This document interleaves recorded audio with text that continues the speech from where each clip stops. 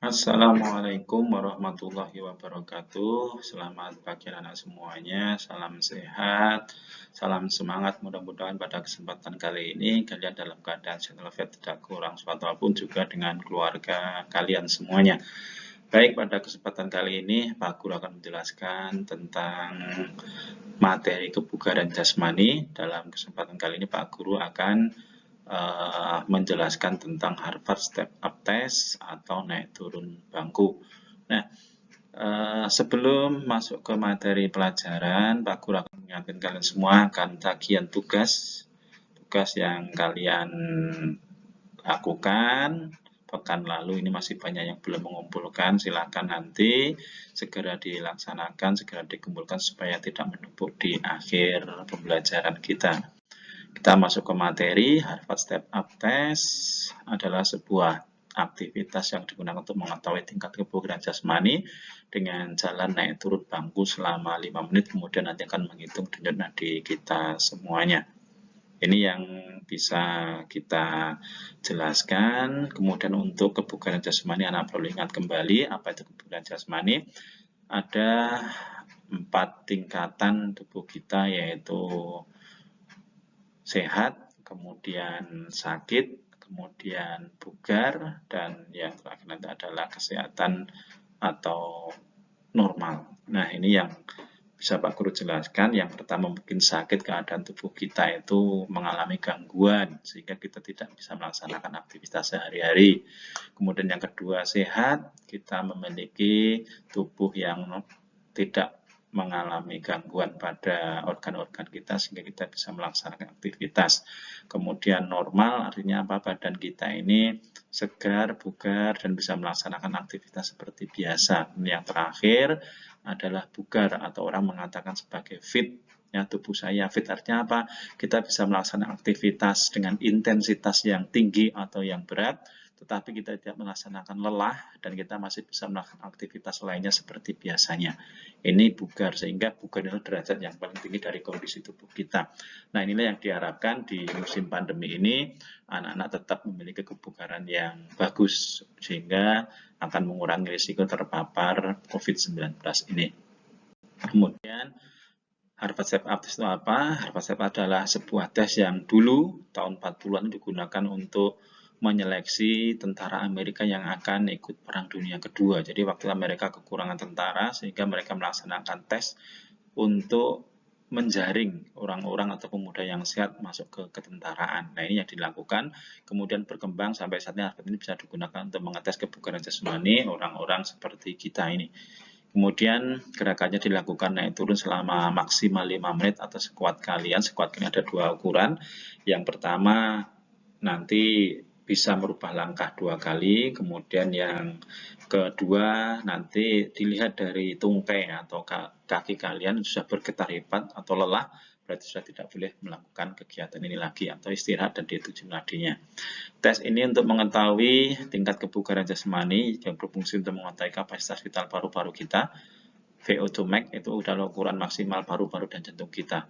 Nah, kapasitas vital paru-paru ini digunakan untuk menentukan kinerja kita. Mungkin kita bisa melihat binatang kuda ya, kenapa tenaga mesin diukur dengan tenaga kuda dan seterusnya, atau horsepower ya, karena memang kuda ini memiliki kapasitas vital paru-paru jantung yang sangat luar biasa. Ini yang perlu kita ketahui, sehingga ukuran-ukurannya dengan tenaga kuda seperti itu.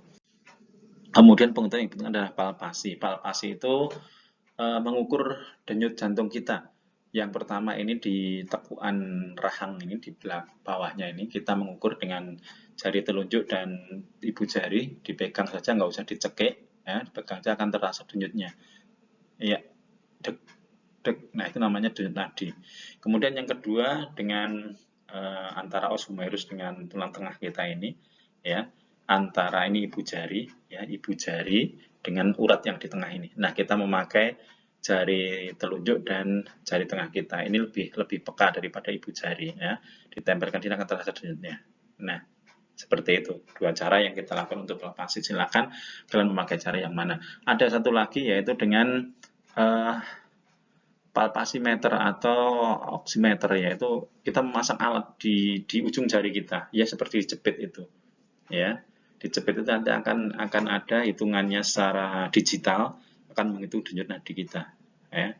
Ini bisa kita beli di toko kesehatan, di apotek sekarang banyak sekali, ya. Kemudian alat yang diperlukan yang pertama adalah bangku atau tangga setinggi maksimal ya 30 cm. Tangga atau stair di rumah itu bisa kalian gunakan ya. Kemudian stopwatch atau jam digital atau jam analog. Untuk jam analog kurang tepat ya, mungkin lebih bagus jam digital ya, yang angka-angka itu bukan yang muter itu ya. Kemudian metronom untuk menghitung irama langkah, nah itu naik, naik, turun, turun, naik, naik, turun, turun. Nah ini harus berima tetap. Iramanya berubah, kita ganti langkah lagi sama 2 kali, nah maksimal nanti baru dihitung.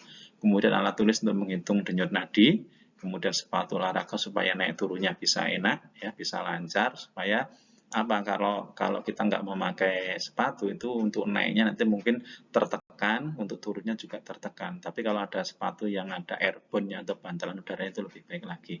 Dan kemudian pakaian olahraga jangan memakai pakaian yang sepan ya, supaya naik turunnya lebih mudah. Kemudian yang berikutnya, cara melakukannya. Yang pertama, siapkan semua alat yang diperlukan.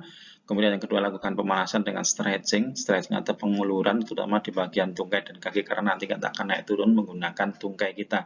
Tungkai itu dari paha dan kaki. Ya, paha, kemudian betis dan kaki, ini namanya tungkai. Tapi kalau kaki itu adalah bagian pergelangan kaki ke bawah, ya, itu perlu kita luruskan. Kemudian yang berikutnya, melakukan naik turun selama maksimal 5 menit atau 2 kali berubah langkah atau kaki kita ada bergetar-getar atau tremor. Kemudian setelah melakukan langkah kita istirahat 1 menit, dihitung dulu denyut nadinya selama 30 detik. Istirahat lagi selama 1 menit, dihitung lagi selama 30 detik. Kemudian yang ketiga, istirahat lagi 1 menit dan dihitung untuk denyut yang ketiga selama 30 detik. Ya, silakan nanti lihat link video di bawah ini, nanti akan Pak Guru share. Kemudian ini kalian perhatikan, up, up, down, down, naik, naik, turun, turun, kanan, kanan, kiri, kiri, seperti itu ya langkahnya. Jadi kalau naiknya kanan dulu, turunnya juga harus kanan dulu. Kalau naiknya kiri dulu, turunnya harus kiri dulu, seperti itu. Dan di atas kalian perhatikan ini kursor Pak Guru ya. Ini benar-benar lututnya harus lurus ya, tidak boleh nekuk ya. Karena apa? Di betis kita itu ada klep-klep pembuluh darah vena atau yang kembali ke jantung, sehingga ini yang menentukan kerja jantung kita. Nah, kalau jantung kita berdenyut keras, otomatis paru-paru kita juga akan mengambil oksigen dengan lebih banyak lagi. Ya. Maka jantung dengan paru-paru berhubungan sangat erat ya. Berikutnya ini hitungannya, denyut nadi 1 setelah 30 detik, denyut nadi kedua dihitung 30 detik setelah istirahat kedua, dan denyut nadi ketiga setelah istirahat 3 menit. Nah ini perlu kita perhatikan semuanya, jangan sampai keluar, nanti ada bagannya di belakang. Kemudian tugas kalian adalah nanti menghitung indeks kebugaran jasmani ini. Ya, indeks IKJ itu indeks kebugaran jasmani. Ini diperoleh dari total lama naik turun bangku. Kalau maksimal 5 menit ya berarti 5 kali 60 detik atau 300 detik dikali 100 berarti 30.000 dibagi total denyut nadi 1, denyut nadi 2, denyut nadi 3. Nah, totalnya berapa? Jadi di dalam olahraga juga memerlukan ilmu matematika. Ada perkalian, ada pembagian, dan di sini ada penjumlahan. Silakan kalian gunakan ilmu matematika kalian. Kemudian setelah kalian paham, silakan nanti kalian praktekkan pengetahuan ini, pengalaman ini, dan setelah hasilnya diperoleh silakan kumpulkan di classroom ya. Batas pengumpulan sepekan setelah tugas ini Pak Guru share ya. Silakan dikerjakan dengan sebaik-baiknya, jangan sampai ditunda, jangan sampai seperti yang kemarin, nanti akan menumpuk di belakangnya. Ini bahkan yang Pak Guru share, nanti naik turun bangku maksimal 5 menit, atau setelah ganti 2 langkah, atau setelah kakinya bergetar hebat, tremor.